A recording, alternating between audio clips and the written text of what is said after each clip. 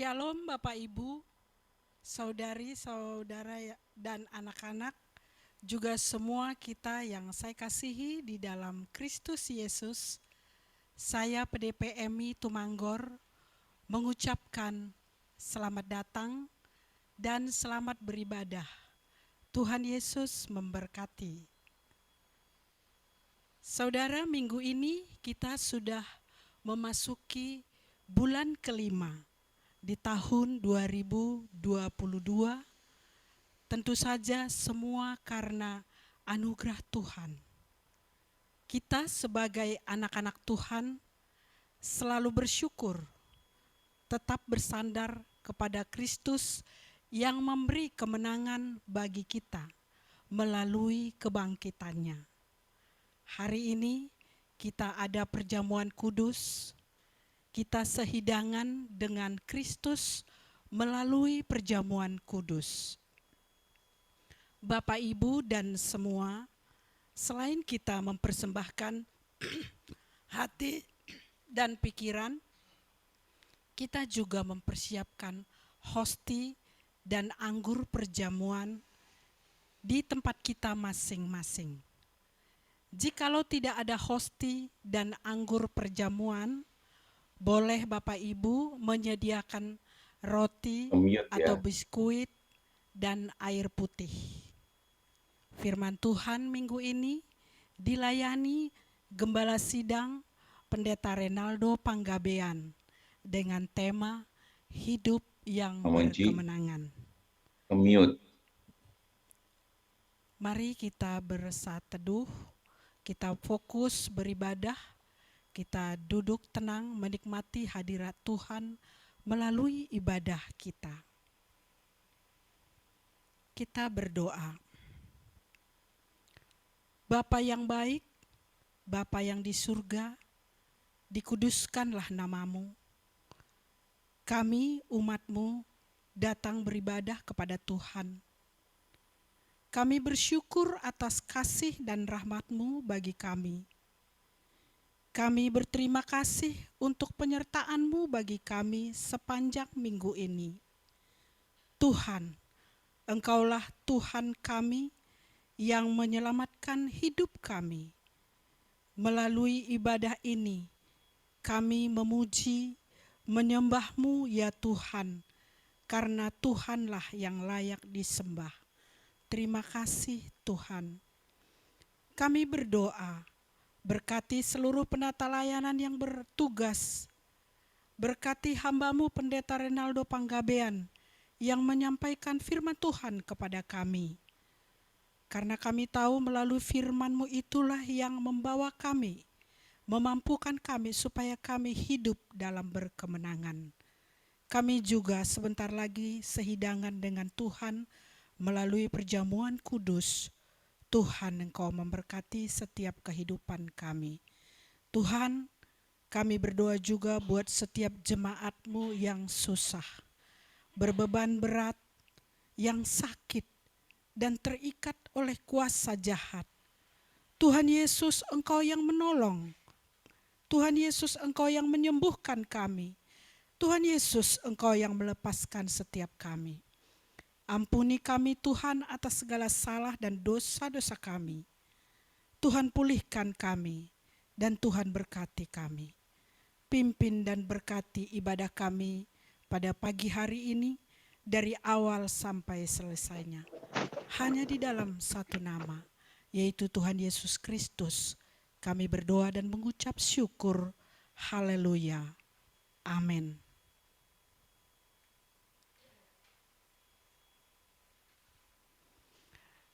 Jemaat Tuhan, Yesus terang hidup.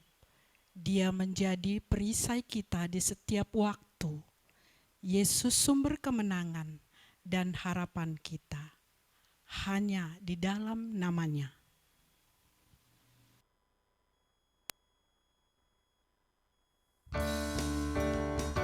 Salam jemaat Tuhan, jemaat gereja Rahasia Berkat. Hari ini kita bertemu kembali di dalam ibadah.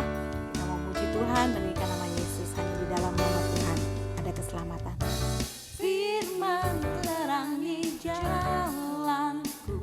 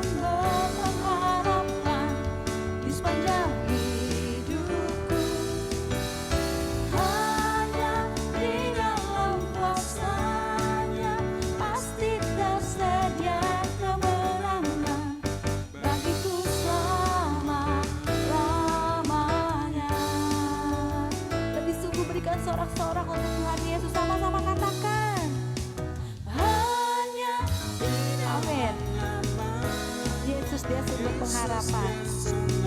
Pengharapan di sepanjang hidupku. Hanya di dalam kuasa-Nya pasti tersedia kemenangan bagiku selama-lamanya. Amin. Kami mengimani pujian ini Tuhan. Haleluya. Kami nyatakan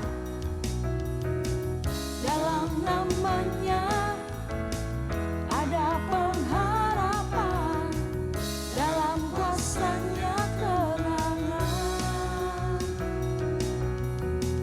Dalam nama-Nya ada pengharapan, dalam kuasa-Nya kemenangan. Haleluya.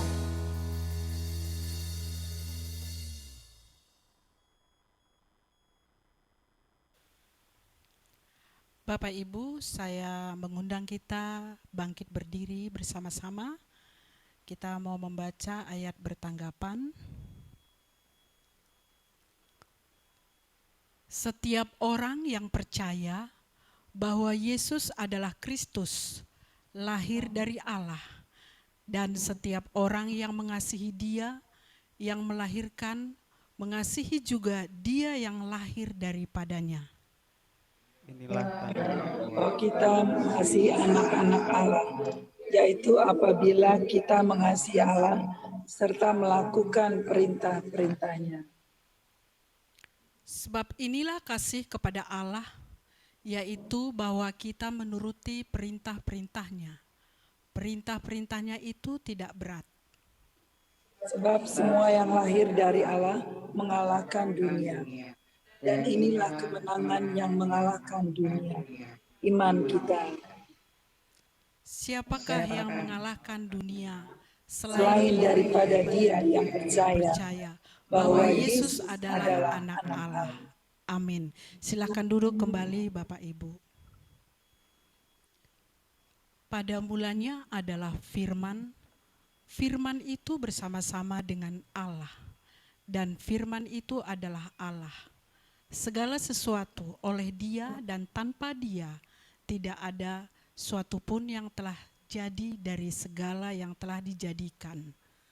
Firman jadi manusia.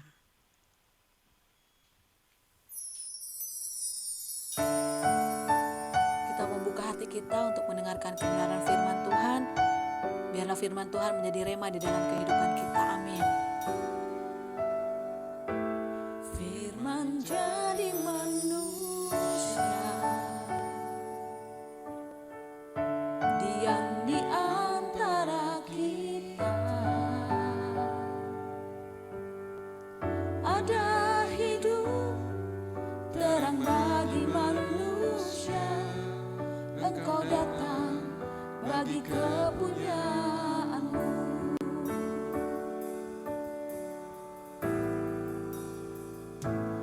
Yesus, Kaulah juru selamatku. Ku akui Kau Tuhan bagiku. Kau terang bagi saat gelapku. Kau pintu bagi setiap jalan. Sama-sama katakan pujian ini.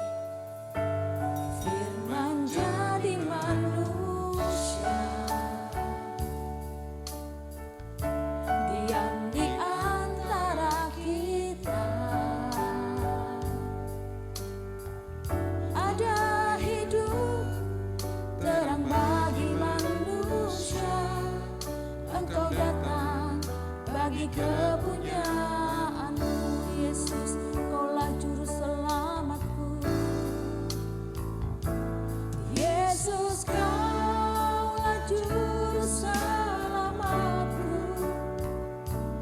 Ku akui Kau Tuhan bagiku. Kau terang bagi saat gelapku. Kau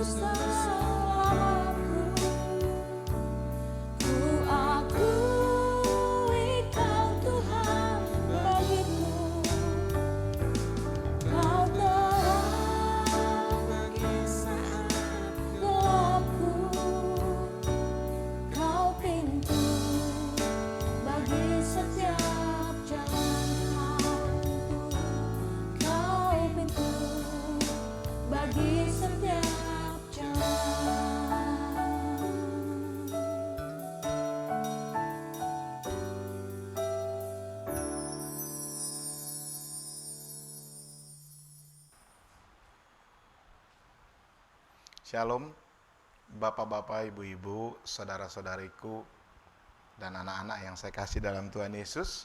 Selamat hari Minggu. Mari sekarang kita mau merenungkan firman Tuhan. Dan hari ini seperti yang tadi sudah Ibu Emi katakan, tema kita adalah hidup yang berkemenangan. Tema ini masih berkelanjutan dari renungan kita sejak Prapaskah sampai dengan Paskah, bahkan sampai minggu lalu. Ya.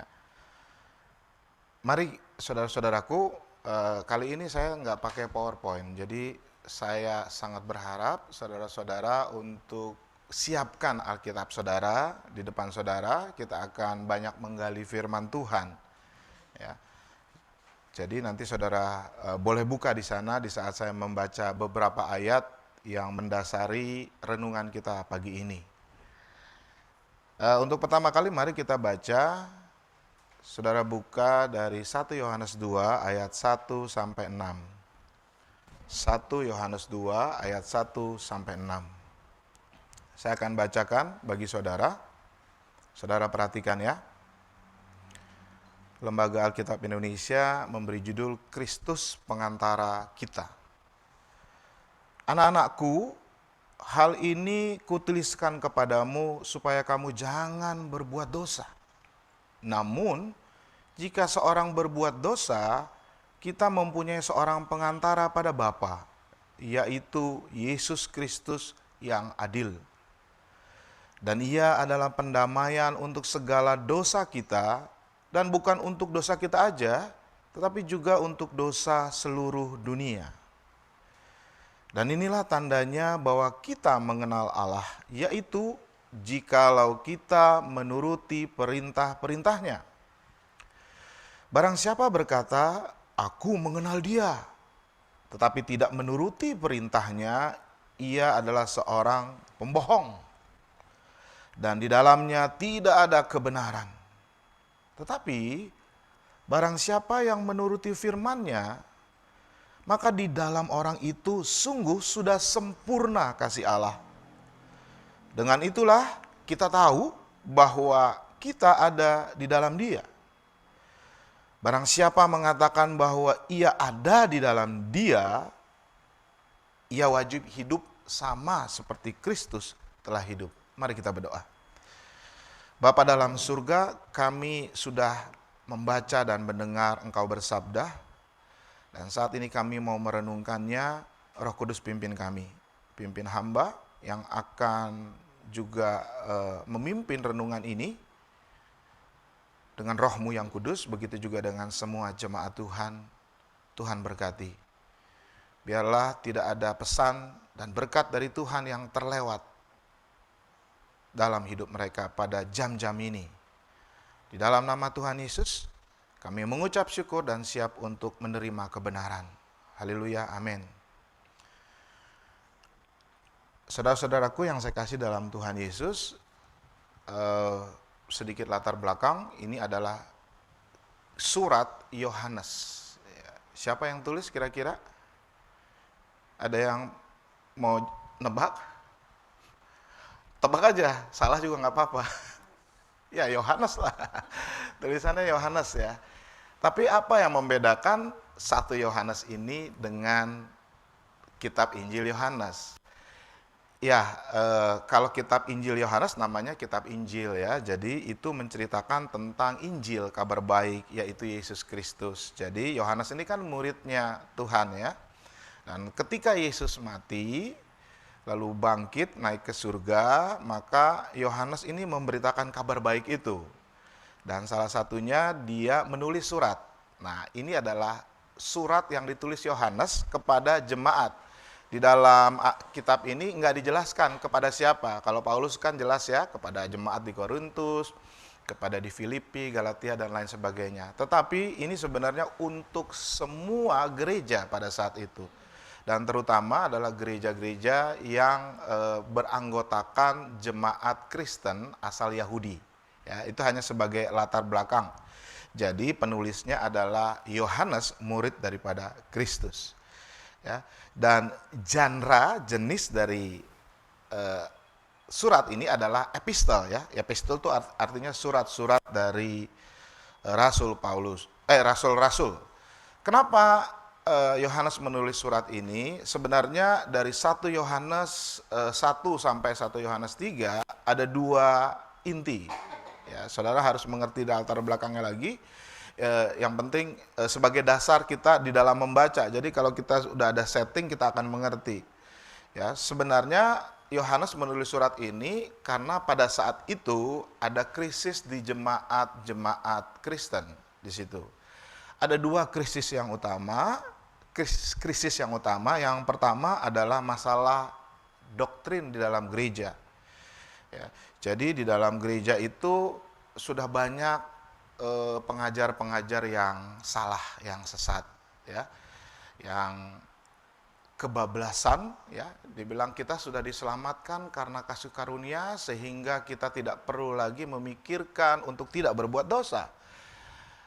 Bahkan kita tidak perlu lagi untuk mengaku dosa, gitu ya. Nah, itu terjadi di jemaat pada saat itu. Dan Yohanes mengadres ini, ya, seperti yang kita kenal di dalam 1 Yohanes 4 ayat 5 kan dia katakan, makanya dia katakan bahwa jika kita katakan bahwa kita ini tidak berdosa, maka kita ada bohong, gitu ya. Jadi karena banyak pada saat itu orang yang hidupnya atas nama kasih karunia itu tidak lagi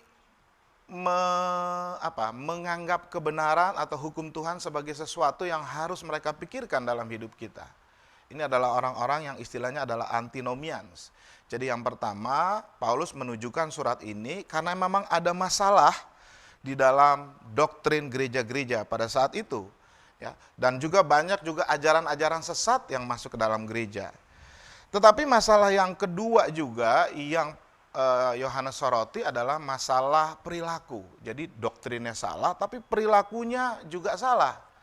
Tentunya kalau doktrin salah, perilakunya juga pasti salah. Karena yang kebenaran yang dimengerti kan salah. Akhirnya perilakunya juga salah. Orang tetap bebas berbuat dosa, orang tidak beribadah menyembah dengan benar, karena doktrinnya juga salah. Dan inilah yang dikritik, inilah yang di-address oleh Yohanes melalui suratnya ini, ya. Dan yang kita baca sekarang ini adalah diantaranya, saya sarankan saudara nanti di rumah baca dari 1 Yohanes 1 dulu gitu ya, tapi kita akan baca karena tema kita adalah soal hidup yang berkemenangan. Apa itu? Saudara-saudaraku, kalau saya bacakan lagi di ayat 1 dan 2, di situ dikatakan, hai anak-anakku, hal ini kutuliskan kepadamu supaya kamu jangan berbuat dosa. Namun jika seorang berbuat dosa, kita mempunyai pengantara. Dalam bahasa Yunaninya adalah parakletos. Sebentar, ini kok ada parakletos, artinya pengantara atau pembela. Dan ia adalah pendamaian untuk segala dosa kita. Dan bukan untuk dosa kita saja, tetapi dosa seluruh dunia. Ayat 1 dan 2 sesungguhnya adalah soal kemenangan yang dibawa oleh Yesus Kristus. Saya tidak akan membahas secara detail, secara panjang ayat 1 dan 2. Karena sesungguhnya kita sudah membahasnya itu di dalam 2 bulan terakhir. Di mana di saat kita merenungkan tentang Paskah, itulah adalah intinya. Bahwa memang keselamatan itu hanya di dalam Yesus Kristus. Tidak ada keselamatan lain selain di dalam Tuhan Yesus Kristus. Itu yang ditekankan oleh Rasul Yohanes. Ya. Cuman ayat 1 ini juga Yohanes yang tadi saya katakan ada doktrin yang salah, sehingga dia harus menulis ini. Ya, dikatakan supaya kamu jangan berbuat dosa. Ya, jadi penekanan untuk not to sin itu tetap walaupun manusia sudah diselamatkan. Memang kita diselamatkan bukan karena usaha kita, ya, semata-mata karena anugerah. Tetapi itu bukan berarti kita bebas untuk berbuat dosa. Rasul Paulus di dalam kitab Roma kan mengatakan, apakah dengan demikian kita boleh berbuat dosa sebanyak-banyaknya supaya kasih karunia Tuhan kepada kita bertambah besar? Bukan begitu, saudara-saudaraku. Orang yang diselamatkan pasti akan mencerminkan atau menunjukkan keselamatan itu di dalam hidup yang selalu menghindari dosa. Jadi saudara-saudaraku, dua ayat yang pertama ini kembali Rasul Yohanes menekankan bahwa dosa kita ini sudah diampuni oleh Tuhan. Dan dikatakan dia jadi pengantara, jadi pembela. Kalau pengantara apa ya? Pengantara itu ya berarti kita bisa berhubungan dengan seseorang melalui pengantara. Dalam hal ini kita bisa lagi berhubungan dengan Allah Bapa. Tetapi satu-satunya jalan hanya melalui Yesus Kristus. Dia adalah pengantara kita. Dan saudara-saudaraku, kalau dikatakan di sini bahwa namun jika seorang berbuat dosa, banyak orang yang menganggap ini berarti seperti license to sin. Artinya SIM, surat izin membuat dosa. Bukan sebenarnya. Karena Yohanes tahu bahwa hidup kita di dunia ini kan masih dengan tubuh yang fana. Kita masih banyak digoda oleh dunia ini yang tidak kenal Tuhan. Dan iblis juga bergentayangan, ya, yang selalu membinasakan orang, termasuk orang Kristen. Ya, sehingga dalam kehidupan sehari-hari mungkin kita jatuh ke dalam dosa. Jadi sebenarnya kata yang tepat di ayat 1 ini adalah namun jika seorang jatuh ke dalam dosa, jadi bukan sesuatu yang disengaja. Rasul Yohanes kembali mengingatkan akan kasih karunia Allah. Dia katakan kita punya pengantara dengan Bapa, yaitu Yesus Kristus yang adil. Ya.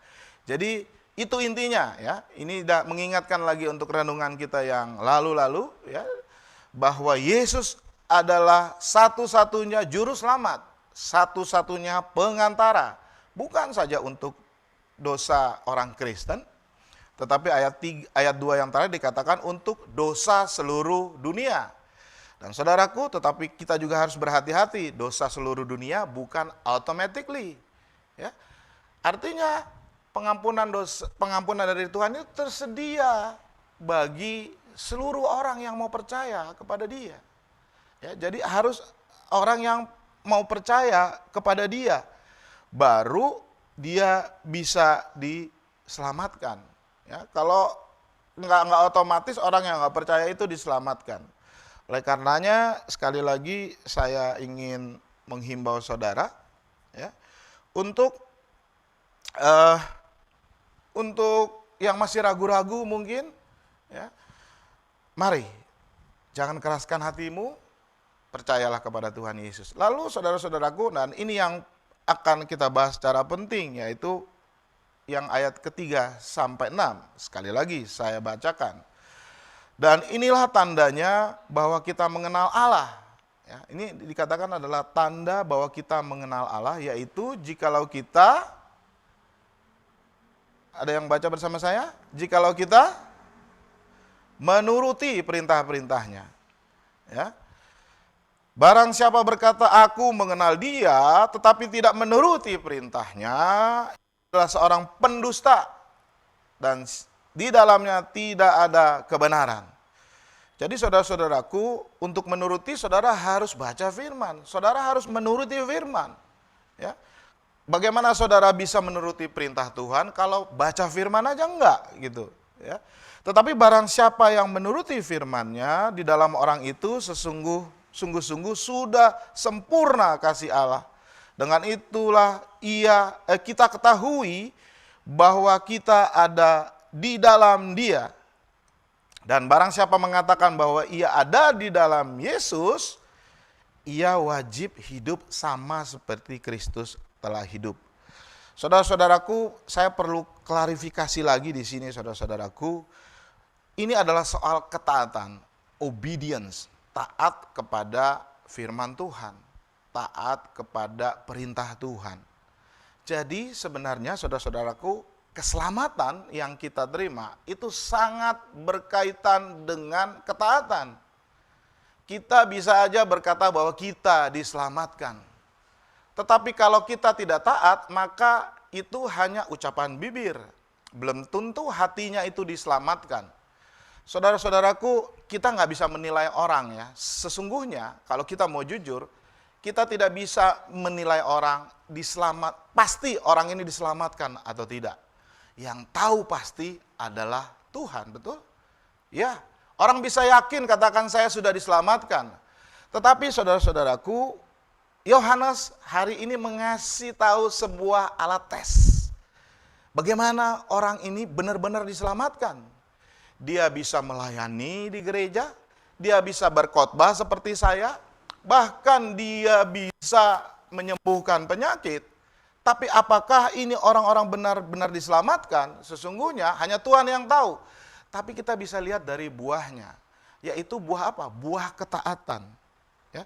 Jadi ketaatan itu adalah tanda dari keselamatan. Ya. Tetapi jangan juga dibalik. Orang yang taat adalah untuk diselamatkan. Bukan, saudara-saudaraku. Ya, jangan dibalik. Jadi kita perlu mengerti lagi, saudara-saudaraku, bahwa kita diselamatkan itu bukan karena perbuatan baik kita. Kita taat bukan supaya kita selamat. Tetapi ketaatan kita adalah bukti bahwa kita sudah menerima keselamatan dari Tuhan. Karena keselamatan itu adalah semata-mata karena anugerah. Efesus 2 ayat 8-10 mengatakan begini. Sebab karena kasih karunia kamu diselamatkan oleh iman. Itu bukan hasil usahamu, tetapi pemberian Allah. Itu bukan hasil pekerjaanmu. Jangan ada orang yang memegahkan diri. Ya, jadi saudara-saudaraku, keselamatan memang adalah keselamatan itu hanya kasih karunia Allah. Jadi bukan karena perbuatan kita. Tetapi Paulus melanjutkan, saudara-saudaraku, sebagai orang yang sudah diselamatkan, lalu perlu nggak perbuatan baik? Perlu nggak ketaatan? Ayat 10 di dalam Efesus 2 ini dilanjutkan. Karena kita ini buatan Allah, diciptakan dalam Kristus Yesus untuk apa? Untuk melakukan pekerjaan baik yang dipersiapkan Allah sebelumnya. Dan Ia mau, Tuhan mau supaya kita hidup di dalamnya. Saudara-saudaraku, jadi di sini katakan ini adalah sebuah alat tes buat kita. Kalau kita lihat orang, ini orang benar-benar diselamatkan enggak? Ya lihat aja dari ketaatannya. Taat enggak dia sama semua perintah Tuhan? Kalau dia belum taat, bisa jadi dia belum diselamatkan secara sejati. Atau mungkin dia sedang berproses juga, bisa juga gitu ya. Tetapi sekali lagi hanya bisa Tuhan yang menilai dan juga dirimu sendiri. Ya, saudara yakin nggak diselamatkan? Kalau saudara yakin, saudara mau obey nggak? Saudara mau taat apa enggak? Sebenarnya saudara-saudaraku, di sini kan dia bilang gini ayat 3 ya, bahwa kita adalah mengenal Allah. Saudaraku, bahasa Indonesia ditulis cuman mengenal. Mengenal itu adalah saya kenal Jokowi, tetapi kan yang kenalnya nggak pernah berhubungan. Saya kenal orang lain nggak pernah berhubungan. Tetapi mengenal yang Tuhan maksudkan di sini adalah lebih dalam. Di dalam bahasa Yunaninya adalah ginosko. Ginosko itu artinya adalah knowledge atau to know by experience. Jadi orang mengenal seseorang karena punya pengalaman. Ya, pengalaman ini adalah tentu ada dua hal. Satu, karena dia punya relasi pribadi intim dengan orang tersebut. Dan juga karena dia mau menuruti kata orang tersebut. Demikian juga kalau kita katakan kita mengenal Allah, berarti kita punya relasi. Jadi mengenal di sini bukan hanya sekedar mengenal. Ya, jadi mengenal dengan intim. Seberapa intimnya, saudara-saudaraku, kalau di dalam bahasa Ibrani, ginosko itu, mengenal itu adalah dengan kata yada. Ya, ketika Tuhan mengatakan aku mengenal umat pilihanku, itu bukan hanya sekedar mengenal, tapi dia mengenal satu-satu siapa umat Israel. Bahkan kata yada ini, ya, kata mengenal ini digunakan juga di dalam Kejadian 4 ayat 1. Ketika Musa menulis bahwa Adam bersetubuh dengan istrinya Hawa. Ya, di dalam Yohanes 4 ada beberapa kali kata bersetubuh. Ya, ayat 1, ayat 25, kalau nggak salah ayat 4. Dan itu kata yang digunakan adalah sama, yada. Di mana di Alkitab kita kadang-kadang dikatakan mengenal. Tapi mengenal ini adalah benar mengenal yang intim. Bayangkan saudara-saudaraku bersetubuh ya antara suami dan istri itu kan bukan sekedar mengenal permukaan saja, tapi mengenal secara dalam akan Tuhan. Jadi saudara-saudaraku, mengenal Allah di sini adalah mengenal yang benar-benar relasi intim dan juga mempunyai pengalaman dengan Allah, ya. Bukan hanya sekedar pengenalan yang semu atau pengenalan yang hanya di permukaan saja. Dan alat tesnya seseorang mengenal Allah adalah ketika dia menuruti segala perintah Allah. Ya, jadi itu yang dikatakan oleh Yohanes. Saudara-saudaraku, kita bisa berefleksi ya dari ayat ini. Kita katakan kita orang Kristen, kita kenal Allah, tapi sejauh mana pengenalanmu akan Allah? Apakah pengenalan, ya sekali lagi memang kalau bahasa Indonesianya mengenal itu kurang dalam ya. Tetapi apakah engkau sungguh-sungguh mengenal Allah dalam arti engkau ginosko, mengenal Allah dengan dalam, ya? Atau engkau yada kepada Allah dalam bahasa Ibrani. Artinya saudara mengenal itu sangat intim, bahkan seperti hubungan suami dan istri. Saudara-saudaraku, kalau misalnya kita mengenal Allah, maka kita akan menuruti perintah Allah. Obedience. Oleh karenanya saudara-saudaraku, iman dan perbuatan itu bukan hal yang terpisah, betul? Orang mengatakan beriman kepada Tuhan, tetapi itu harus kelihatan dari perbuatannya. Yakobus di dalam Yakobus 2 ayat 8 sampai 10 mengatakan begini. Akan tetapi jikalau kamu menjalankan hukum utama yang tertulis dalam kitab suci, kasihilah sesamamu manusia seperti diri sendiri, kamu berbuat baik. Tetapi jikalau kamu memandang muka, kamu berbuat dosa. Oh sorry saudara, ayat 14, maaf saya salah baca. Yakobus 2 ayat 14 dikatakan begini, apa gunanya, sebenarnya sampai ayat 26 tapi saya nggak baca semuanya, mulai dari 14 coba kita baca bersama ya. Sekali lagi ini adalah kaitan tentang keselamatan atau iman dengan perbuatan baik. Perbuatan baik artinya adalah ketaatan kepada firman Tuhan. Yakobus 2 ayat 14 katakan, apa gunanya saudara-saudaraku jika seorang mengatakan bahwa ia mempunyai iman padahal ia tidak mempunyai perbuatan. Dapatkah iman itu menyelamatkan dia? Ini pertanyaan tidak perlu jawaban sebenarnya. Ini adalah pertanyaan retoris. Karena jawabannya udah pasti, tidak. Ya, dapatkah iman itu menyelamatkan dia? Tidak.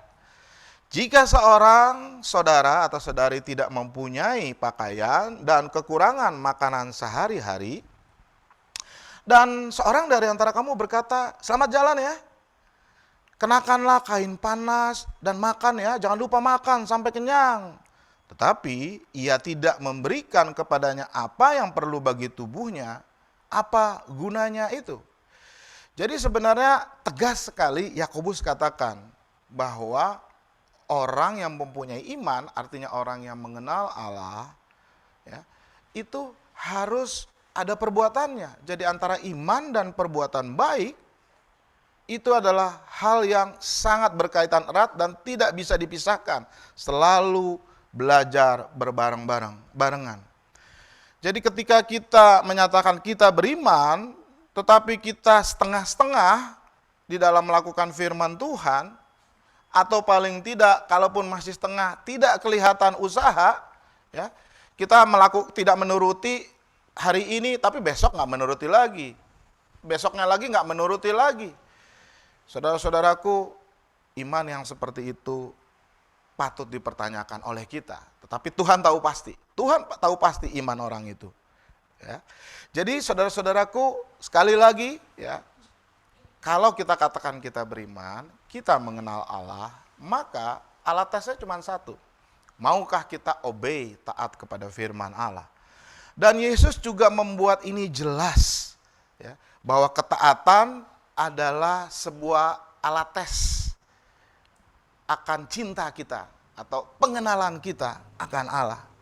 Di dalam Yohanes 14 ayat 15, ya, dia katakan, jika kamu mengasihi aku, kamu akan menuruti segala perintahku.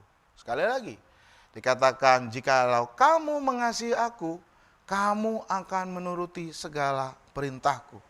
Jadi sekali lagi Tuhan Yesus sendiri bilang, orang yang mengatakan mengenal Allah, alat tesnya adalah, iya, kalau dia patuh kepada perintahnya Tuhan. Lalu di ayat 21, masih di dalam Yohanes 14, dia katakan, barang siapa yang memegang perintahku dan melakukannya, dialah yang mengasihi aku. Dan barang siapa mengasihi aku, dia dikasihi oleh Bapakku, dan aku pun akan mengasihi dia dan akan menyatakan diriku kepadanya. Ayat 23, saya loncat ayat 23, Yohanes 14, jika seorang mengasihi aku, ini kata Yesus ya, ia akan menuruti firmanku dan Bapakku akan mengasihi dia, dan kami akan datang kepadanya dan diam bersama-sama dengan dia. Tuhan Yesus tekankan lagi. Lalu ayat selanjutnya, barang siapa yang tidak mengasihi aku, ia tidak menuruti firmanku, dan firman yang kamu dengar itu bukanlah daripadaku, melainkan daripada Bapa yang mengutus aku. Jadi saudara-saudaraku, Tuhan Yesus menegaskan secara jelas bahwa orang yang benar-benar mengenal aku, yang beriman kepada aku, atau dengan perkataan kalimat lainlah orang yang diselamatkan, adalah orang yang menuruti perintah Tuhan.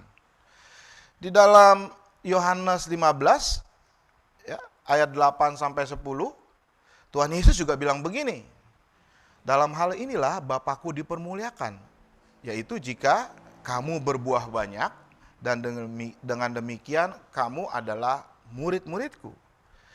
Seperti Bapa telah mengasihi aku, demikian juga aku telah mengasihi kamu. Tinggallah di dalam kasihku. Perhatikan ayat 10, ini yang penting. Jika kamu menuruti perintahku, kamu akan tinggal di dalam kasihku. Seperti aku menuruti perintah Bapakku dan tinggal di dalam kasihnya. Jadi saudara-saudaraku, dari ayat-ayat yang saya bacakan, dari Yohanes 14 ayat 15, Yohanes 15 jelas saudara-saudaraku. Tuhan Yesus sendiri yang kita sembah setiap hari, setiap minggu mengatakan bahwa kalau kamu mengasihi aku, maka kamu akan menuruti perintahku. Jadi jemaat yang saya kasih Tuhan Yesus, saudara-saudara, adik-adik semuanya, ingatlah. Ya. Dan kiranya engkau juga didorong oleh firman, yaitu ketika engkau mematuhi, taat, tunduk kepada Yesus, maka engkau sungguh-sungguh mencintai Yesus. Ya. Di ayat 6 itu adalah kesimpulannya dari renungannya Yohanes, dikatakan barang siapa mengatakan bahwa ia ada di dalam dia, ia wajib hidup sama seperti Kristus. Kalau kita mengenal Tuhan, kalau kita obey sama Tuhan, maka sesungguhnya kita hidup sama seperti Kristus. Ketika Yesus mengatakan yang tadi kita baca di dalam kitab Yohanes, lalu bagaimana sebenarnya dengan kehidupan Yesus sendiri? Saudara-saudaraku, jelas Yesus itu juga memberikan sebuah contoh, banyak contoh dan teladan bahwa dia juga taat kepada Bapanya. Di dalam Yohanes 6 ayat 38 dikatakan, sebab aku turun dari surga bukan untuk melakukan kehendakku, tetapi untuk melakukan kehendak Dia yang telah mengutus aku. Jadi saudara-saudaraku, tadi dikatakan kan di ayat 6 bahwa kalau kita melakukannya, bahwa kita hidup sama seperti Kristus. Hidup. Nah, hidup Kristus apa? Ya, Kristus sendiri yang mengatakan bahwa aku untuk melakukan kehendak Bapakku, bukan kehendak aku. Bayangkan kalau Tuhan tidak obey, Yesus tidak obey, maka nggak ada yang diselamatkan dari kita. Ya. Kalau dia bilang cawan ini berlalu di Taman Getsemane, terus dia bilang ya sudah, biarlah cawan ini berlalu, maka dia tidak disalib, dia tidak disiksa, dia nggak diludahin, dia nggak dicemooh, maka kita semua akan masuk ke neraka. Tetapi kita diselamatkan adalah karena Yesus juga nurut sama Bapaknya. Ada amin ya saudara-saudaraku? Dan oleh karenanya kita yang mengaku sebagai mengenal Yesus sebagai murid Yesus, maka kita pun harus taat kepada Tuhan. Di dalam Yohanes 8 ayat 28 sampai 29, Yesus kembali berkata, apabila kamu telah meninggikan anak manusia, barulah kamu tahu bahwa akulah dia, bahwa aku tidak berbuat apa-apa dari diriku sendiri, tetapi aku berbicara tentang hal-hal sebagaimana diajarkan Bapa kepadaku. Dan Ia yang telah mengutus aku membiarkan aku sendiri, sebab aku senantiasa berbuat apa yang berkenan kepadanya. Di dalam Yohanes 10 ayat 17-18, Yesus juga bilang, Bapa mengasihi aku. Oleh karena apa? Oleh karena aku memberikan nyawaku untuk menerimanya kembali. Tidak seorang pun mengambilnya daripadaku, melainkan aku memberikannya menurut kehendakku. Aku berkuasa untuk memberikannya dan berkuasa untuk mengambilnya kembali. Inilah tugas yang kuterima dari Bapakku. Satu ayat lagi saudara-saudaraku dari Yohanes 14 ayat 31. Tuhan Yesus bilang begini soal ketaatan dirinya kepada Bapa. Tetapi supaya dunia tahu bahwa aku mengasihi Bapa dan bahwa aku melakukan segala sesuatu seperti yang diperintahkan Bapa kepadaku. Bangunlah, mari kita pergi dari sini. Jadi saudara-saudaraku, Tuhan Yesus yang kita sembah memberikan banyak contoh tentang ketaatan yang dia lakukan kepada Bapa. Itu sebabnya dia sangat mengenal Bapanya. Dan memang dia adalah Allah. Sekali lagi, jika kita mengenal Yesus, maka kita pasti automatically akan menuruti perintah Allah.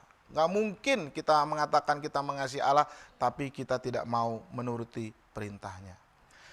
Saudara-saudaraku,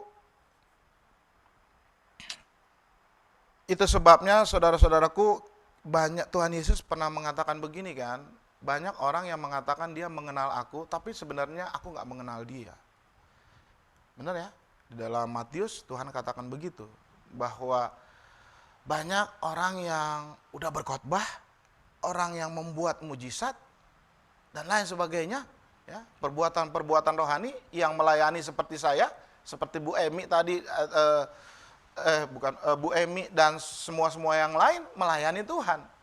Tetapi Tuhan bilang, aku tidak mengenal engkau, aku tidak mengginosko, katanya sama, ginosko.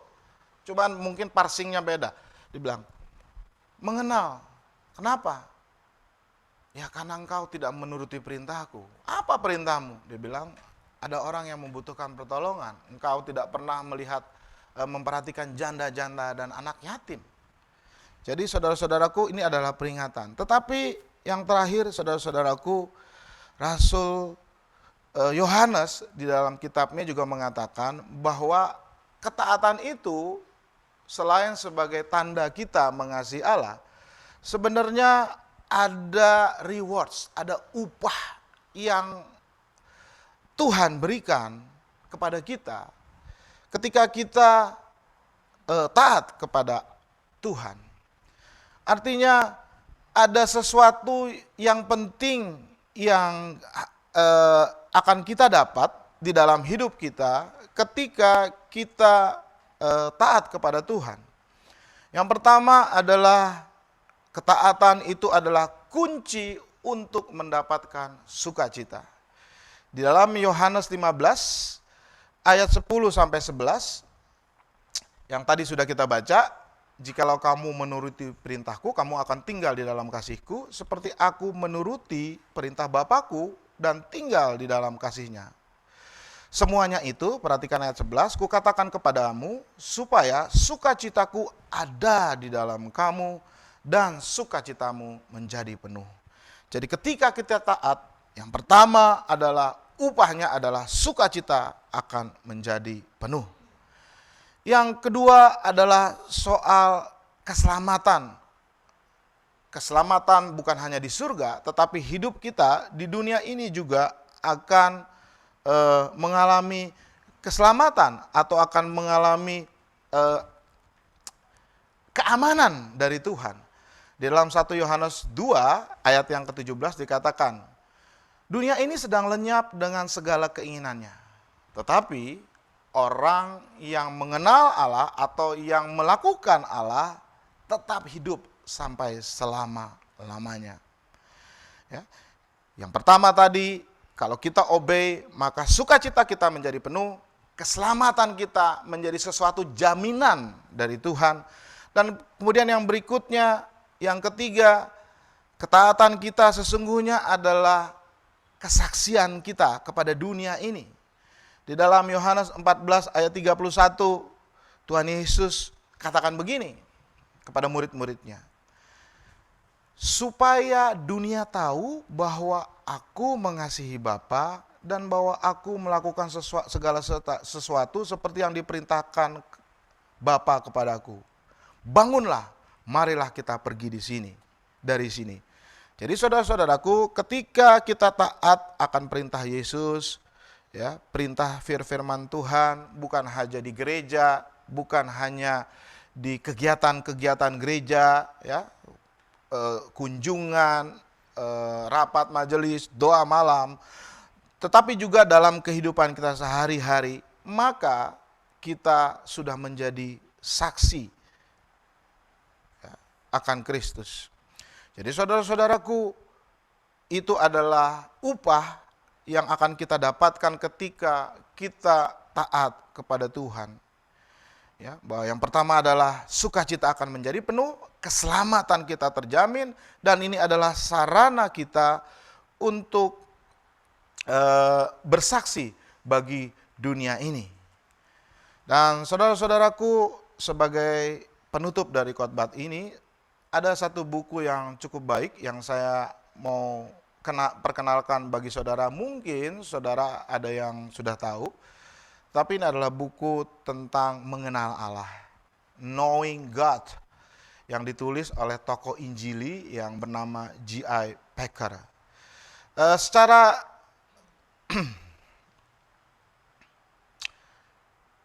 ringkasnya, saudara-saudaraku, ada 4 pertanyaan, ya, yang ditanyakan oleh J.I. Packer di dalam bukunya. Tentunya pertanyaan ini ditujukan kepada kita dan kepada setiap pembacanya, yaitu tentang pengenalan akan Allah.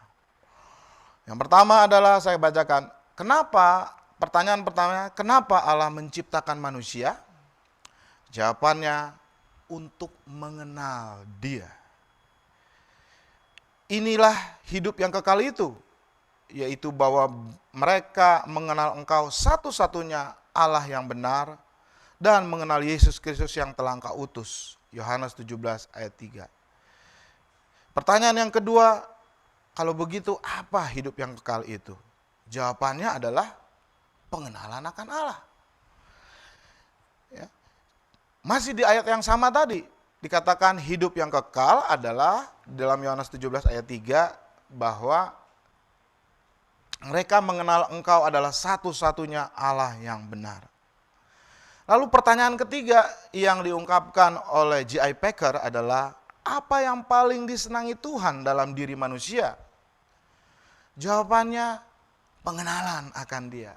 Lagi-lagi pengenalan akan Dia. Oleh karenanya di dalam Hosea 6 ayat 3 sampai 6 dikatakan begini, marilah kita mengenal dan berusaha sungguh-sungguh mengenal Tuhan. Ia pasti muncul seperti fajar. Ia akan datang kepada kita seperti hujan. Ya, seperti hujan pada akhir musim yang mengairi bumi. Sebab, kata Tuhan, aku menyukai kasih setia, bukan korban sembelihan, dan menyukai pengenalan Allah lebih daripada korban-korban bakaran. Jadi saudara-saudaraku, semua pertanyaan jawabannya satu, pengenalan akan Allah. Lalu pertanyaan yang keempat dikatakan, apa tujuan hidup manusia? J.I. Packer menjawab bahwa mengenal Tuhan. Ya, Rasul Paulus mengatakan segala sesuatu kuanggap rugi. Karena apa? Karena pengenalan akan Kristus. Yesus, kenapa? Karena Yesus lebih mulia dari semuanya. Oleh karena Dialah aku telah melepaskan semuanya dan menganggap sampah supaya aku memperoleh Kristus. Dan Paulus juga katakan di dalam Filipi itu, dia katakan, yang aku kehendaki ialah mengenal Dia dan kuasa kebangkitannya dan persekutuan dalam penderitaannya, di mana saya akan menjadi serupa dengan Dia dalam kematiannya, supaya akhirnya memperoleh kebangkitan dari orang-orang mati. Pertanyaan yang terakhir yang J.I. Packer tanyakan adalah, apa yang dapat kamu banggakan dalam hidup ini? Jawabannya apa saudara? Pengenalan akan Allah. Jadi saudara-saudaraku, di dalam pengenalan akan Allah adalah hal yang penting. Ketika saya ulangi, J.I. Packer membuat suatu pertanyaan, kenapa Allah menciptakan manusia? Untuk mengenal Allah. Apa itu hidup kekal? Hidup kekal adalah pengenalan akan Allah. Apa yang paling disenangi Tuhan di dalam diri saudara dan saya? Jawabnya adalah pengenalan akan Allah. Apa tujuan hidup manusia? Yaitu untuk mengenal Tuhan. Lalu pertanyaan, apakah yang dapat kau banggakan dalam hidup ini? Jawabannya adalah pengenalan akan Allah. Saudara-saudaraku, pertanyaannya buat kita yang untuk kita renungkan, apakah kita sungguh-sungguh mengenal Allah? Atau dengan kalimat lain, apakah kita memang sudah diselamatkan oleh Tuhan? Kadang-kadang kita bingung antara perbuatan baik itu adalah jalan untuk keselamatan, atau itu adalah bukti dari keselamatan. Tapi hari ini jelas bahwa keselamatan, bahwa ketaatan kita adalah buah dari keselamatan. Dan akar dari keselamatan adalah mengenal Allah. Saudara-saudaraku, pertanyaan buat kita adalah, bagaimana kita mengenal Allah? Bagaimana kita mengenal Kristus yang sudah memberikan perintah kepada kita? Biarlah ini boleh menjadi renungan buat kita semua sepanjang hari ini sampai saudara nanti beristirahat. Apakah kita sungguh mengenal Allah? Apakah kita sungguh mencintai Tuhan? Apakah kita sungguh-sungguh sudah diselamatkan?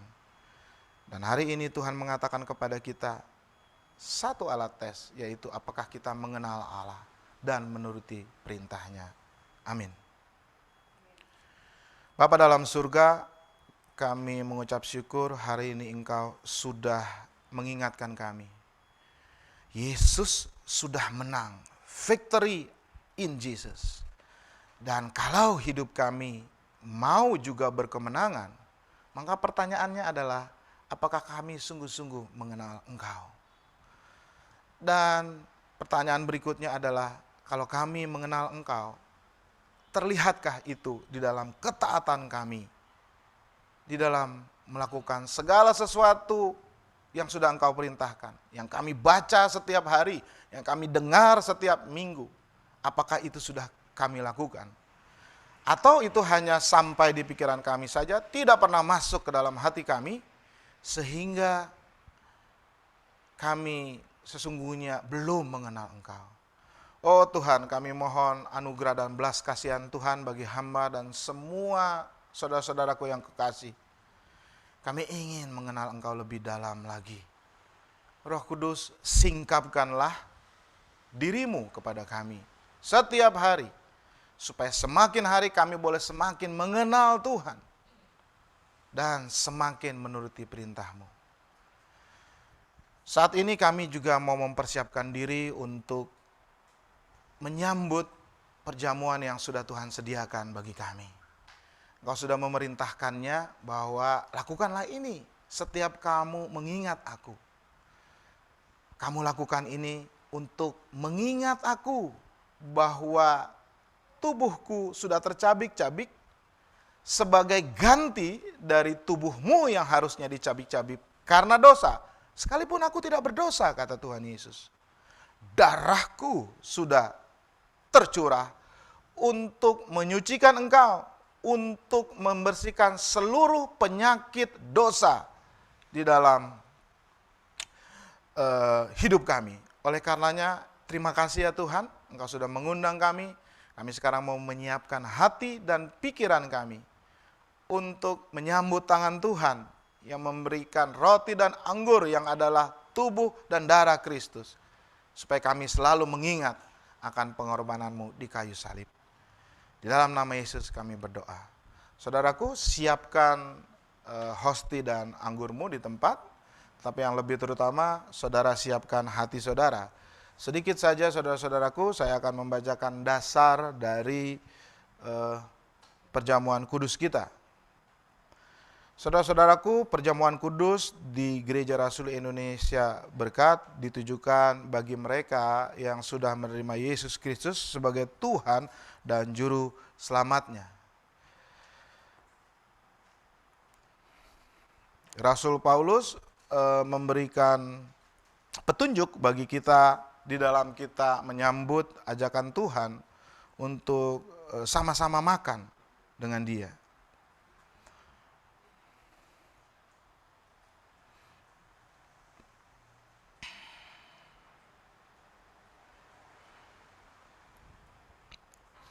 Dikatakan di dalam 1 Korintus 10, bukankah cawan pengucapan syukur yang atasnya kita ucapkan syukur adalah persekutuan dengan darah Kristus? Bukankah roti yang kita pecah-pecahkan adalah persekutuan dengan tubuh Kristus? Karena roti adalah satu, maka kita sekalipun banyak adalah satu tubuh. Karena kita semua mendapat bagian dalam roti yang satu itu. Kamu tidak dapat minum dari cawan Tuhan dan juga dari cawan roh-roh jahat. Kamu tidak dapat mendapat bagian dalam perjamuan Tuhan dan juga dalam perjamuan roh-roh jahat. Atau maukah kita membangkitkan cemburu Tuhan? Apakah kita lebih kuat daripada Dia? Jadi saudara-saudaraku, barang siapa dengan cara yang tidak layak makan roti dan minum cawan Tuhan, ia berdosa terhadap tubuh dan darah Tuhan. Karena itu hendaklah tiap-tiap orang menguji dirinya sendiri, dan baru sesudah itu ia makan roti dan minum dari cawan itu. Karena barang siapa makan dan minum tanpa mengakui tubuh Tuhan, ia mendatangkan hukuman atas dirinya. Sebab itu banyak di antara kamu yang lemah, sakit, dan tidak sedikit yang meninggal. Kalau kita menguji diri kita sendiri, hukuman tidak menimpa kita. Tetapi kalau kita menerima hukuman dari Tuhan, sesungguhnya kita dididik supaya kita tidak akan dihukum bersama-sama dengan dunia. Silahkan mempersiapkan pribadi.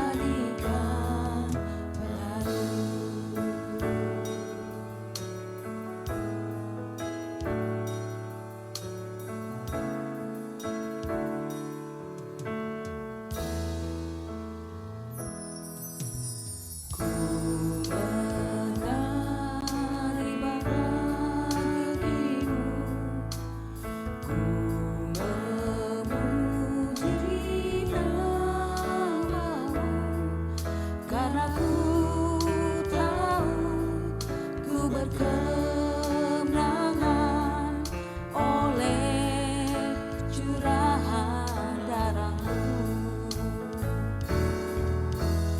Darah-Mu Yesus sucikan daku. Darah-Mu Yesus bebaskanku. Darah-Mu Yesus ubahkan daku. Ku dijadikan baru. Darah-Mu Yesus sucikan daku.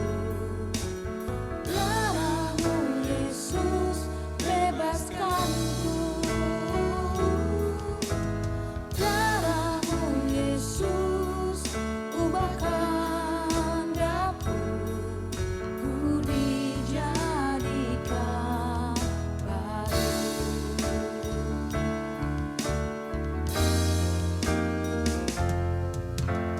Darah-Mu Yesus sucikan daku. Darah-Mu Yesus bebaskanku.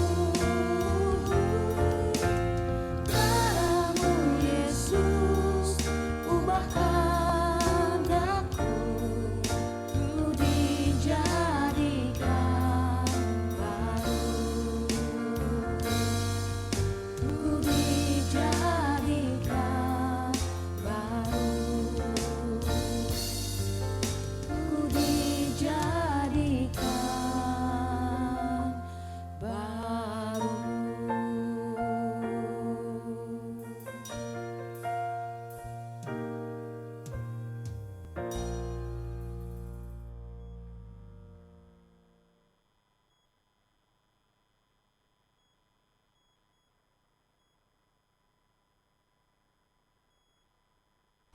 Ya, lagu. Saya undang untuk petugas perjamuan kudus, Ibu Dianita dan Saudari Lina untuk maju ke depan.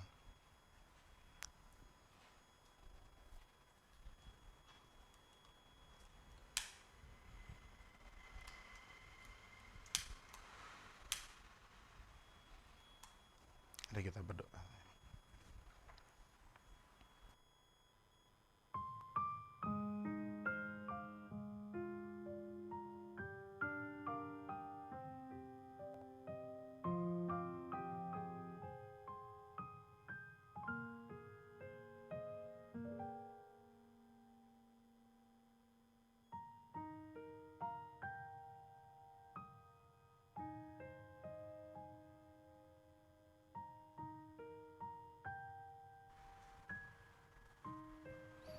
Saudaraku, saudara siapkan hosti dan anggur saudara. Pada malam Yesus diserahkan, Ia mengambil roti, mengucapkan berkat, dan memecah-mecahkannya.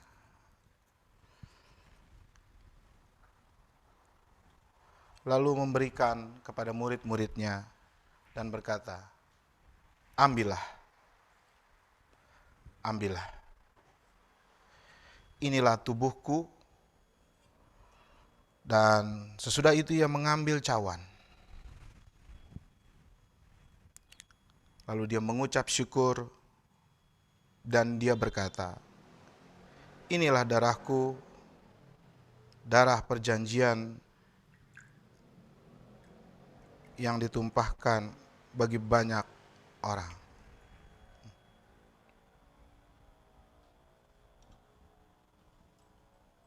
Ambillah. Ambillah. Jemaat, saya undang untuk bangkit berdiri dengan sikap sempurna dan hati yang tertuju kepada Tuhan. Mari kita angkat hosti kita yang firman adalah tubuh Kristus, dan sebelumnya Diaken Lina akan berdoa untuk roti. Mari kita berdoa. Terima kasih Tuhan Yesus, Kau memberi semua yang ada padamu. Nyawamu, tubuhmu dan darahmu tercurah buat hidup kami.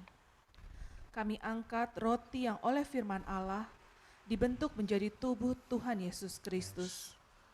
Di dalam nama Tuhan Yesus, inilah tubuh Kristus yang memberikan hidup yang kekal bagi kami di dalam kerajaan sorga. Engkau tinggal di dalam kami dan kami tinggal di dalam Tuhan Yesus. Menyempurnakan jiwa dan roh kami dan agar dibangkitkan pada akhir zaman. Di dalam nama Tuhan Yesus. Haleluya. Amin. Saudara-saudaraku, saudara percaya ini adalah tubuh Kristus. Karena iman dan percayamu kepada Tuhan Yesus, makanlah dengan penuh ucapan syukur. Makanlah sambil mengingat bahwa tubuh Kristus sudah diserahkan di kayu salib, dicabik-cabik untuk menggantikan kita dan menyelamat kita. Makanlah di dalam nama Tuhan Yesus.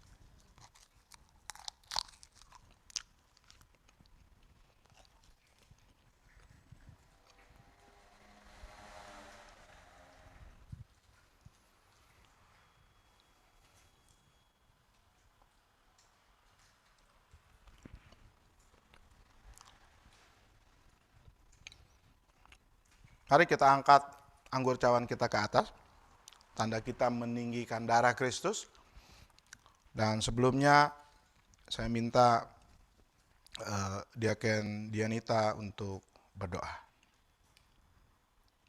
Bapa yang baik, di tangan kami adalah darah-Mu Bapa. Kami mengucap syukur karena kami diingatkan kembali melalui perjamuan kudus ini Tuhan, bahwa hidup kami telah dimerdekakan dari kematian yang kekal, dan hidup kami adalah hidup yang penuh kemenangan bersama dengan Engkau. Terima kasih juga Bapa, Engkau mengingatkan kami akan tugas kami untuk memberitakan kabar baik bagi semua orang. Bapa, berikan kami kekuatan, hikmat, damai sejahtera-Mu Tuhan, sehingga kami boleh sungguh-sungguh hidup di dalam kemuliaan-Mu Tuhan. Ya, amin. Biarlah perkataan, perbuatan, pikiran kami Tuhan terus menyatu dengan penderitaan-Mu, kebangkitan-Mu, kenaikan-Mu, bahkan kedatangan-Mu yang kedua kali. Bapa, ubahkan kami terus Tuhan. Kami mau, kami siap untuk meneladani Engkau. Terpujilah nama-Mu Bapa, kekal selama-lamanya. Amin. Saudaraku percaya ini adalah darah Kristus. Minumlah sambil mengingat bahwa darah Yesus ketika dia ditusuk, ketika dia lambungnya ditusuk, ketika dia kepalanya ditaruh mahkota duri dan darahnya tercurah, itu adalah darah untuk menyucikan dan mengampuni dosa kita. Amin saudaraku. Dan kalau saudara mau beriman juga bahwa kuasa darah Yesus itu juga menyembuhkan segala penyakitmu, berimanlah kepada Yesus. Jangan kepada benda mati, bahkan termasuk kepada air ini, tapi berimanlah kepada Yesus. Minumlah. Dan ingatlah bahwa di luar darah Kristus tidak ada pengampunan dosa. Minumlah.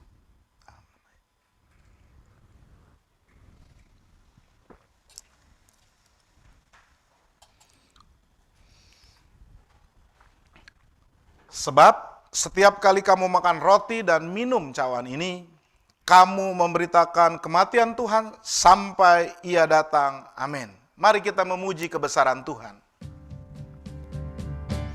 Kami memuji kebesaran-Mu, ajaib Tuhan, ajaib Tuhan. Kami memuji kebesaran-Mu, ajaib Tuhan, Ajaib Tuhan, ajaib Kau Tuhan, ajaib Tuhan, ajaib Tuhan. Mari beri sorak-sorak kemuliaan hanya bagi Tuhan Yesus Kristus. Masih dengan sikap berdiri, mari kita mengakui kepercayaan kita kepada Allah Tritunggal dengan bersama-sama mengucapkan pengakuan iman rasuli. Aku percaya kepada Allah Bapa yang Maha Kuasa, Khalik langit dan bumi, dan kepada Yesus Kristus, anaknya yang tunggal, Tuhan kita, yang dikandung daripada Roh Kudus, lahir dari anak darah Maria, yang menderita sengsara di bawah pemerintahan Pontius Pilatus, disalibkan, mati, dan dikuburkan, turun ke dalam kerajaan maut. Pada hari yang ketiga, bangkit pula dari antara orang mati, naik ke surga, duduk di sebelah kanan Allah, Bapa yang Maha Kuasa, dan akan datang dari sana untuk menghakimi orang yang hidup dan yang mati. Aku percaya kepada Roh Kudus, gereja yang kudus dan am, persekutuan orang kudus, pengampunan dosa, kebangkitan orang mati, dan hidup yang kekal. Amin. Silakan duduk Bapak Ibu Saudara.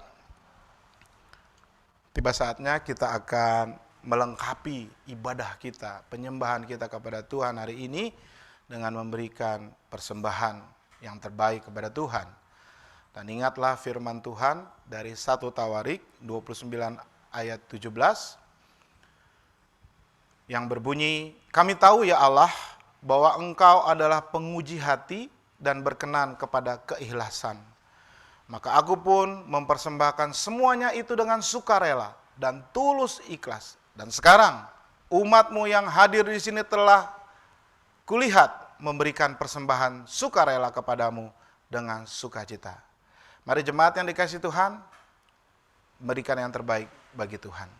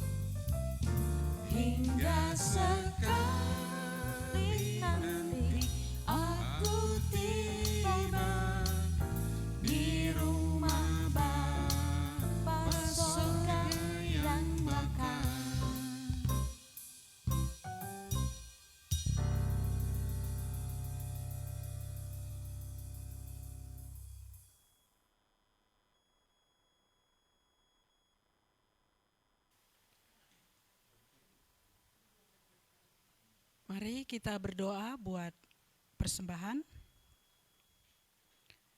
Bapa yang baik, Bapa yang kami kenal di dalam nama Tuhan Yesus Kristus, kami berterima kasih ya Tuhan kalau pada Saat ini kami sudah mengumpulkan persembahan kami kepada Tuhan.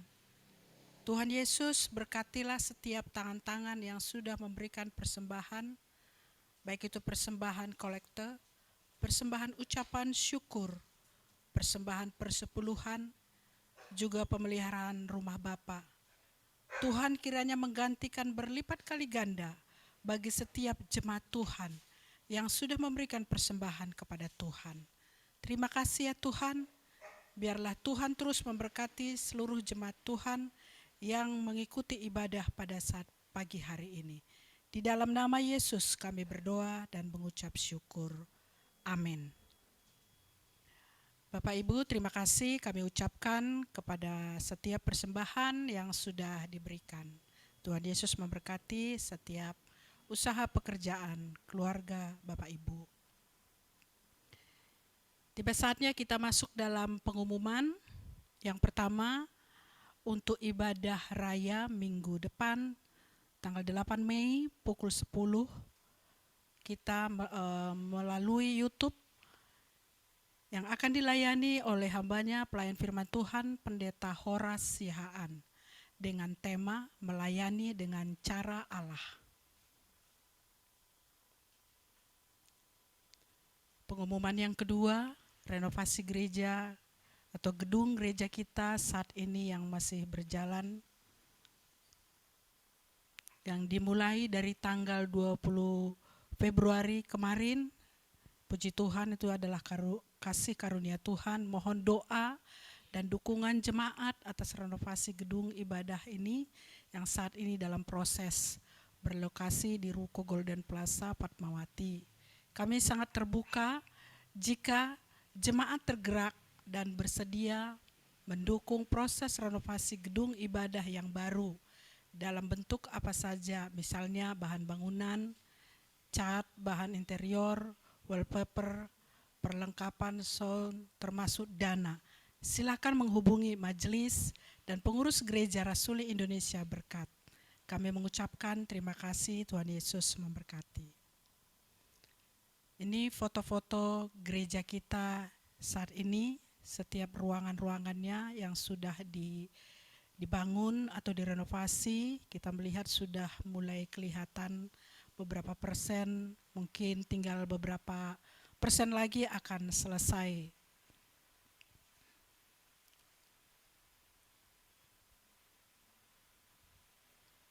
Ya, mari kita terus mendukung untuk gereja kita ini supaya cepat selesai.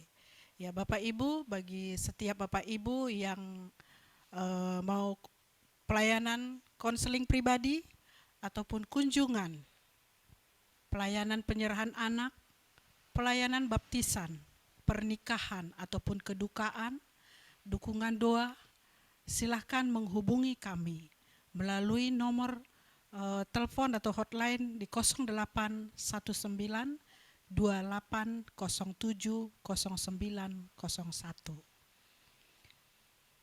Sekian pengumuman.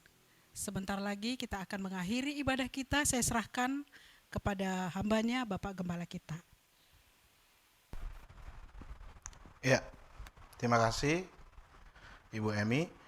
Saudaraku, mari kita menaikkan doa syafaat kita, dan saya mengajak kita semua interaktif. Saudara silahkan buka mic-nya supaya kita berdoa bersama-sama, dan pokok doa kita saudara buka di handphone saudara. Di situ ada warta gereja. Ya, saya mau kita semua bersuara, berdoa, berseru kepada Tuhan. Tetapi kita tidak perlu berdoa untuk semua pokok doa karena cukup banyak. Cukup kita doakan nanti pada hari Jumat, cuma beberapa akan kita doakan, dan saya akan menyebutkan pokok doa yang akan kita doakan, ya, mulai dari yang pertama sampai dan seterusnya, ya. Jadi semuanya bersuara di tempat saudara, dan kita berdoa untuk beberapa pokok doa berikut. Mari kita berdoa. Yang pertama, mari kita doakan supaya COVID-19 ini tetap terkendali, ya, karena sehabis pulang kampung dan lebaran ini ada potensi bahwa COVID ini akan bertambah angkanya, tapi kita mohon belas kasihan Tuhan supaya Tuhan bisa mengendalikan. Mari kita berdoa bersama-sama. Bapa dalam surga, kami mohon belas kasihan Tuhan, supaya Tuhan mau menganugerahkan pengendalian COVID di negara dan kota kami, Tuhan. Di mana pada masa-masa menjelang dan beberapa hari setelah Lebaran, orang banyak berkumpul, pulang kampung, bersilaturahmi dan lain sebagainya. Tuhan ingatkan mereka supaya mereka boleh menjaga prosedur kesehatan. Dan Tuhan tolong supaya angkanya tidak naik signifikan atau angkanya tidak bertambah naik sehingga semua orang bisa tetap dalam keadaan sehat. Di dalam nama Yesus kami memohon. Berikutnya mari kita berdoa untuk pemerintahan kita, Bapak Jokowi dan seluruh jajaran pemerintahan. Mari kita berdoa. Bapa dalam surga, kami juga mau menyerahkan Presiden kami, Presiden Jokowi, beserta seluruh aparat, mulai daripada menteri sampai dengan pemimpin daerah yang terendah. Tuhan pimpin mereka, beri hikmat bagi mereka untuk selalu mengusahakan keputusan yang terbaik bagi bangsa dan negara, bahkan kota kami ya Tuhan. Berilah mereka kejujuran dan tanggung jawab dalam melakukan tugas mereka. Dalam nama Tuhan Yesus kami mau menyerahkan Presiden Jokowi dan pemerintahan kami. Amin. Mari saudara-saudaraku, berikutnya doakanlah gereja kita. Doakan saya sebagai hamba Tuhan dan juga Wakil Gembala, Pendeta Yosua dan Pendeta Horas, dan juga seluruh majelis pengurus dan pekerja, dan seluruh jemaat, supaya kita boleh bersatu hati, bahu-membahu untuk melakukan misi Tuhan. Mari kita berdoa. Bapa, kami juga mohon belas kasihan Tuhan yang terus memimpin kami dengan Roh-Mu yang kudus, gereja kami, terutama pengurus, para pendeta dan juga majelis dan seluruh jemaat Tuhan. Taruhlah visi dan misi yang daripadamu dalam hati kami, dan Roh Kudus pimpin kami untuk melakukan misi Tuhan melalui gereja ini, supaya melalui gereja ini banyak orang yang diselamatkan karena kami yang bersaksi keluar, banyak juga yang imannya bertumbuh ya Tuhan di dalam pengenalan akan Engkau, di dalam nama Yesus. Berikutnya mari kita berdoa juga untuk pergumulan kita, ya. Yang pertama adalah proses renovasi kita yang sudah berlangsung dengan baik, yang tadi sudah diumumkan. Kemudian kita berdoa supaya proses renovasi boleh berjalan dengan langsung dan seluruh biaya yang dibutuhkan Tuhan sediakan. Mari kita berdoa. Bapa dalam surga, kami juga menyerahkan proses renovasi gereja kami. Terima kasih untuk penyertaan Tuhan. Tuhan berkati terus, ya Tuhan, supaya para pekerja boleh kembali dengan cepat meneruskan renovasi ini, supaya boleh selesai dengan baik. Kami juga mohon Tuhan untuk segala dana yang masih kami butuhkan untuk renovasi secara sempurna, biarlah Tuhan yang menyediakan, Tuhan yang menggerakkan hati daripada donatur, jemaat Tuhan untuk turut menabur di dalam gereja ini, di dalam nama Yesus. Mari kita berdoa untuk beberapa saudara, ya. Yang pertama Bapak Miki, kemudian Pak Andrisen, ya, dan juga kita berdoa untuk 4 orang, ya. Di sini ada Pak Miki, Pak Andrisen, Saudari Anyes dan Saudara Yohanes dengan pergumulan mereka masing-masing. Mari kita berdoa. Bapa dalam surga, kami juga menatang Pak Miki Lohena Pesi, Bapak Andrisen Bakar Besi, dan juga Saudari Anyes dan saudara kami Yohanes dan semua jemaat Tuhan. Tuhan tahu pergumulan mereka masing-masing. Kami tidak mengetahui secara dalam, tapi Tuhan mengenal mereka. Dan biarlah kiranya Tuhan mau berbelas kasihan, memberikan kekuatan iman, dan mendengar doa mereka, mengarahkan hidup mereka seperti yang Tuhan mau. Dalam nama Yesus, kami menyerahkan keempat saudara kami ini dengan segala pergumulan iman mereka. Peliharakan juga keluarga mereka, Tuhan.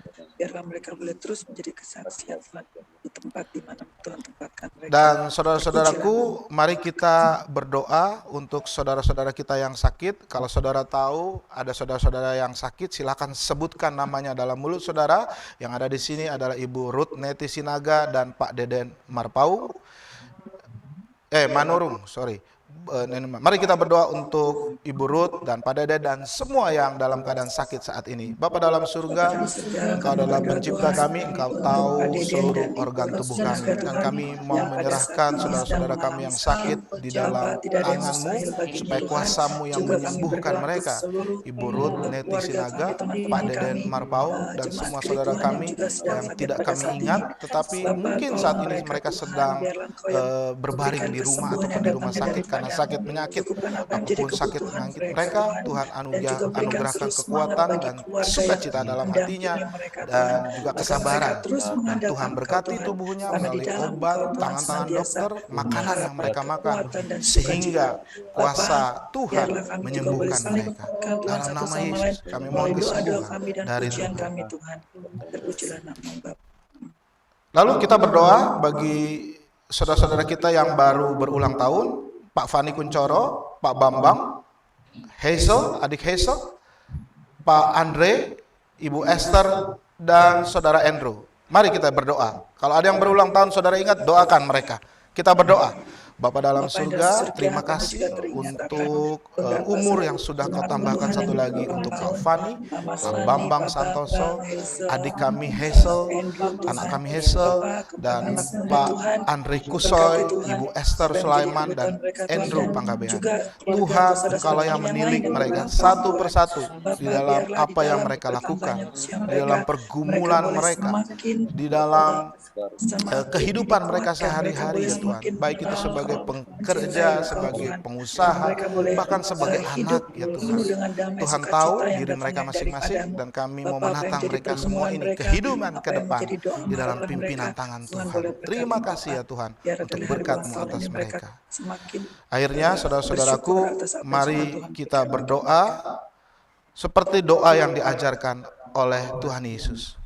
Bapa kami yang di surga, dikuduskanlah nama-Mu, datanglah kerajaan-Mu, jadilah kehendak-Mu di bumi seperti di surga. Berikanlah kami pada hari ini makanan kami yang secukupnya, dan ampunilah kami akan kesalahan kami, seperti kami juga mengampuni orang yang bersalah kepada kami. Dan janganlah bawa kami masuk ke dalam cobaan, tapi lepaskanlah kami daripada yang jahat, karena Engkau yang punya kerajaan dan kuasa dan kemuliaan sampai selama-lamanya. Amin. Amin. Terima kasih Bapak Ibu saudara-saudaraku. Saudaraku, kita akan mengakhiri ibadah ini. Saudara, sekali lagi tolong doakan proses renovasi kita supaya boleh berjalan dengan lancar, sehingga rencananya tanggal 5 Juni ya kita sudah bisa beribadah di sana secara onsite ya. Dan saudara doakan ya supaya ini tukang-tukang yang lagi pada pulang untuk segera kembali nanti rencananya tanggal 9 Mei sehingga dapat bekerja lagi. Baik, saudara boleh berdiri di tempat saudara masing-masing. Arahkanlah hatimu kepada Tuhan. Ingatlah firman Tuhan kepadamu hari ini. Lakukanlah segala perintahnya. Tanda bahwa engkau mengenal Allah. Dan lakukanlah itu dengan iringan berkat Tuhan. Kiranya kemurahan Tuhan Allah ada atas engkau, meneguhkan semua perbuatan tanganmu untuk melakukan segala perintahmu, perintah Tuhan, dan juga untuk mengabarkan kabar baik sampai Tuhan Yesus datang kembali. Di dalam nama Allah Tritunggal, Allah Bapa, Allah Anak, dan Allah Roh Kudus. Amin. Doksologi. Terima kasih ya Bapa ya Yesus, ya Roh Kudus, ku berterima kasih. Haleluya. Haleluya.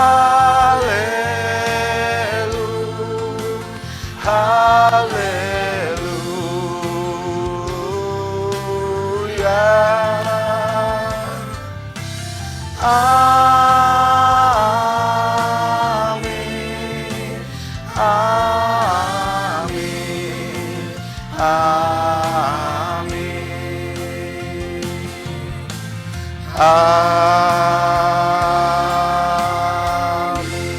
Silakan duduk.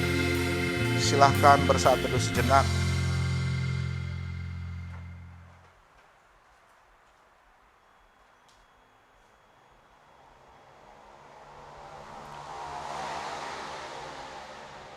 Selamat hari Minggu semuanya.